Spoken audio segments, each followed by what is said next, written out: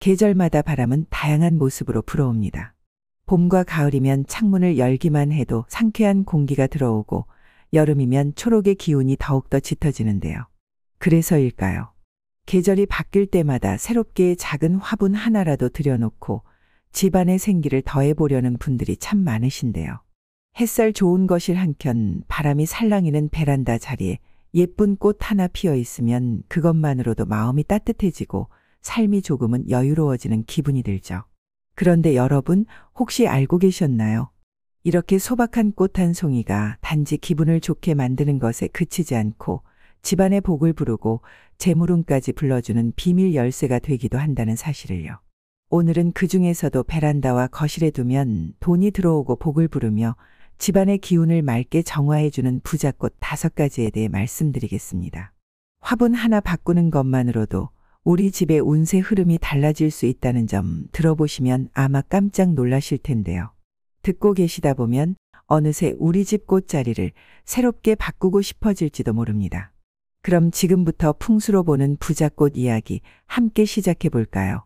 시작 전 구독과 좋아요를 꾹 눌러주시면 앞으로 부자되는 풍수 정보를 꾸준히 받아보실 수 있으며 영상 제작에 큰 힘이 됩니다.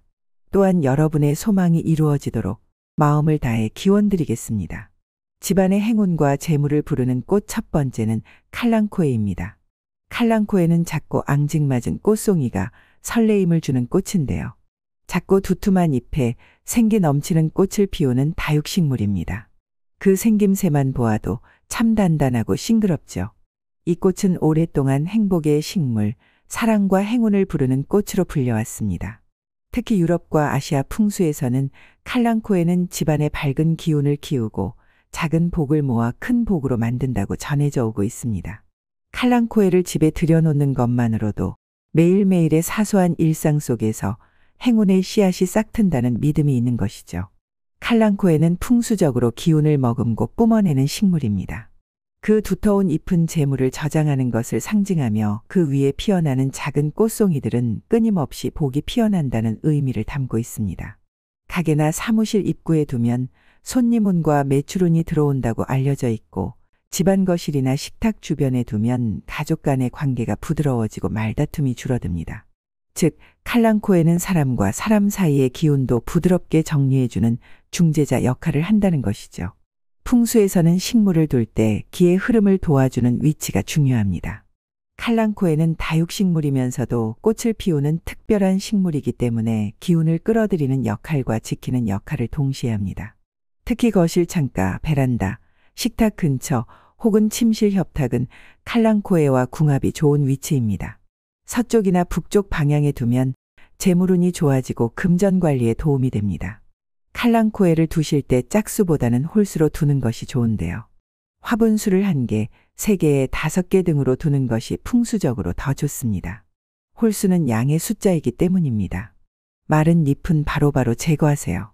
기의 흐름을 막을 수 있으므로 항상 생기 있는 모습으로 유지하는 것이 중요합니다. 물은 아침에 조금씩 자주 주세요. 풍수에서는 아침의 물이 행운의 물이라 불리며 식물에게도 긍정 에너지를 심는 시간대입니다.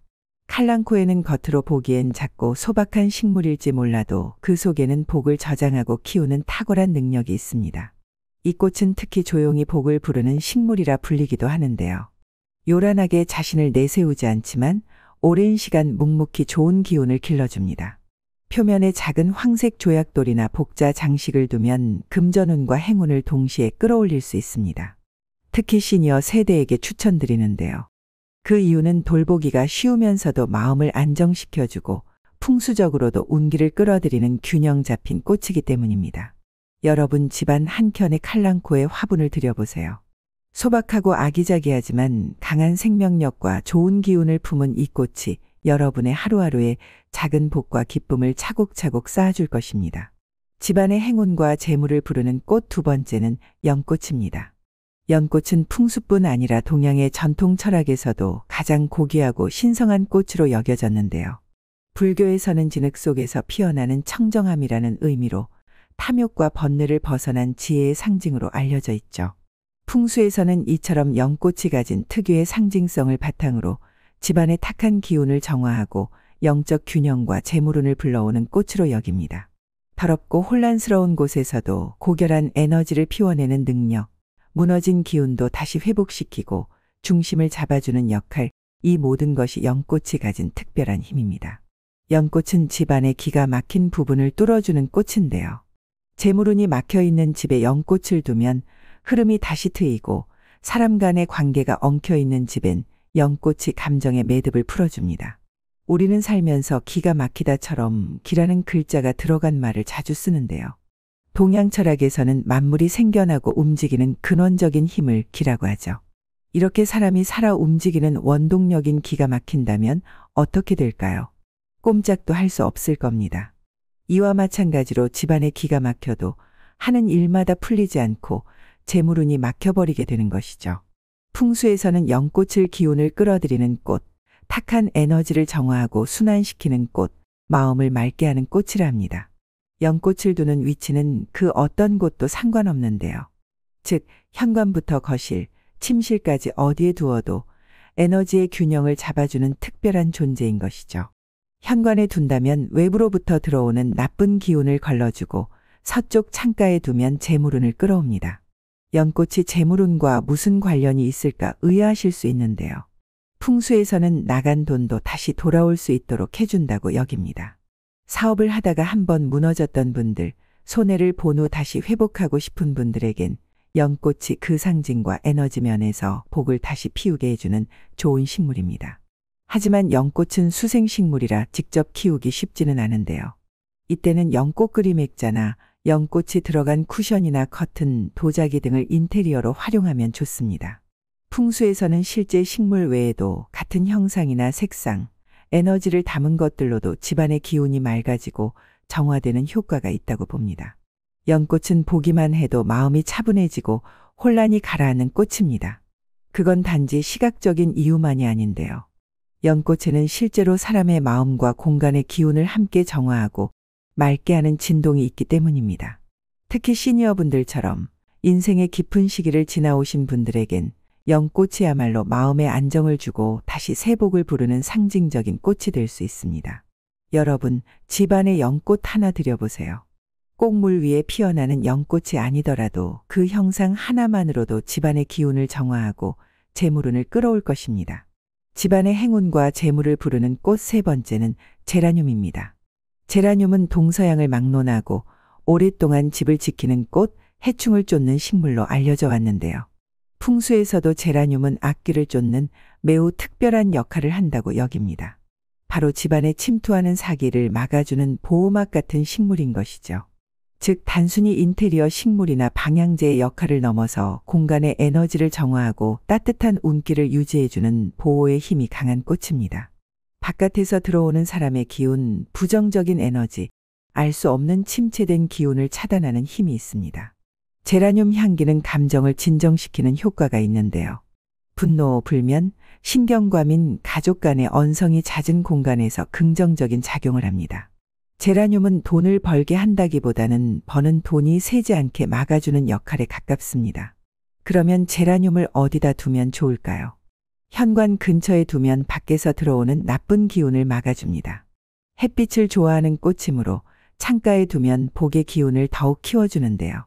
아파트처럼 이웃 간의 에너지가 얽히는 구조에서 제라늄은 에너지의 울타리 역할을 해주게 됩니다. 침실은 피하는 게 좋은데요. 향이 강한 편이기에 숙면을 방해할 수 있으며 풍수적으로는 기운이 활발해져 잠을 방해할 수 있기 때문입니다. 돈이 자꾸 새어나가고 모이지 않는다면 제라늄을 두어보세요. 제라늄은 겉보기엔 소박한 꽃이지만 풍수적으로는 집안의 울타리를 만들어주는 작고 강한 꽃입니다. 시니어 분들처럼 마음과 공간에 예민해지는 시기에는 이처럼 에너지를 순하게 정돈해주는 식물이 매우 중요합니다. 무엇보다 제라늄은 키우기 쉬우면서도 강한 에너지를 가진 실용적인 풍수식물입니다. 하여 크게 손이 가지 않으면서도 집안 분위기와 운기를 바꾸고 싶은 분께 가장 추천드리는 꽃입니다. 집안의 기운을 다스리는 제라늄 화분으로 여러분의 공간에 평온과 행운이 깃들기 시작할 것입니다. 집안의 행운과 재물을 부르는 꽃 네 번째는 만수국입니다. 만수국이란 이름부터가 심상치 않은데요. 오랫동안 장수를 뜻하며 건강하고 복된 기운이 오래 머무르기를 기원하는 꽃입니다. 풍수적으로는 행운의 꽃, 금전운을 높여주는 꽃이라 알려져 있죠. 서양에서도 태양의 기운을 담은 황금빛 꽃으로 메리골드라 불리고 있는데요. 꽃말은 반드시 오고야 말 행복입니다. 여러분이 생각하는 행복의 조건은 무엇인가요? 사람마다 행복의 기준은 다르겠지만 행복하기 위해서는 무엇보다 건강과 돈이 중요하죠. 삶을 걱정 없이 살아가려면 가장 기본이 되는 조건인데요. 만수국은 풍수적으로 만수라는 이름처럼 장수와 건강을 지켜주는 꽃입니다. 특히 시니어 분들 댁에 만수국을 놓으면 집안의 기운이 활기차지고 몸의 기력이 꺾이지 않고 오랫동안 이어진다는 의미가 있습니다. 기의 활력이 집안을 채워 가족 간의 건강, 장수, 에너지 운이 상승합니다. 황금빛 꽃은 재물운을 강화해 주는데요. 풍수에서는 노란색 또는 금색 계열의 꽃은 돈과 관련된 기운을 상징합니다. 만수국은 특히 햇살처럼 선명하고 따뜻한 황금빛 꽃잎을 가지고 있어 집안에 두면 자연스럽게 금전운을 끌어들이게 되죠. 돈은 밝고 따뜻한 곳을 좋아한다는 말처럼 만수국은 돈이 집을 떠나지 않고 오래 머무르게 하는 꽃입니다. 또한 만수국은 액막이 효과가 있는데요. 독특한 향과 강한 기운을 가진 꽃으로 예부터 애군을 막는 식물로 알려져 왔습니다. 중국, 인도, 동남아에서는 제례나 축제, 절에서 부정한 기운을 정화할 때 사용하며 우리나라에서도 산소나 묘지 주변에 심어 악귀를 막는다는 믿음이 있습니다.